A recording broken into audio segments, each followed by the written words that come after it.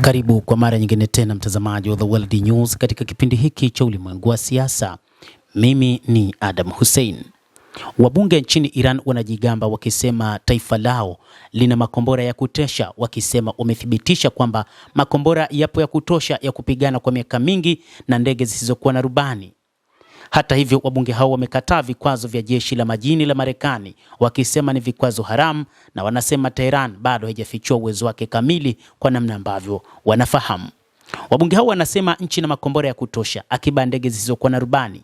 Wanadai kwamba hifadhi za makombora na ndege zisizokuwa na rubani zinatosheleza na kwamba wanaweza kuendeleza vita kwa miaka mingi, na wakisema rais wa Marekani hawezi kuitishia hata kidogo taifa hilo la Waajemi la Iran. Aledin Borojerdi, naibu mkuu wa kamisheni ya usalama wa kitaifa na sera za kigeni katika bunge la Jamhuri ya Kiislamu ya Iran, amesema leo kwamba Tehran bado haijafichua uwezo wake kamili.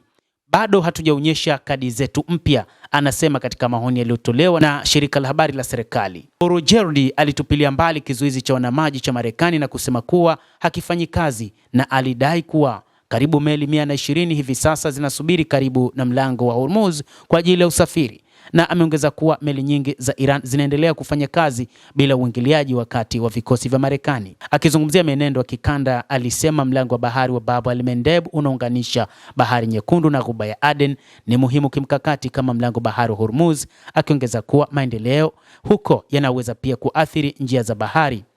Borojerdi pia alisema Iran haitorudi nyuma kutoka kwa kile alichokitaja kuwa ni haki zake za kujitawala juu ya mlango wa bahari wa Hormuz, akiongeza kuwa hizi zitafuatiliwa katika mazungumzo. Wabunge wa Jamhuri ya Kiislamu ya Iran bado wana imani kwamba taifa lao lina uwezo wa kushinda katika vita ambavyo vimeanzishwa na Marekani na Israel dhidi yao.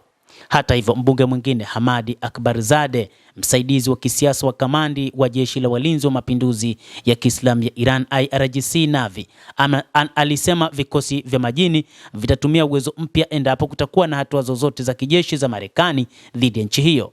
Akizungumza katika mkutano wa hadhara katika mji wa kusini wa Minab, alionya kwamba iwapo Marekani itachukua hatua za kijeshi, jeshi la wanamaji la IRGC litatumia kile alichokitaja kuwa mifumo ya hali ya juu ya kulenga shabaha na uwezo mpya wa kiutendaji.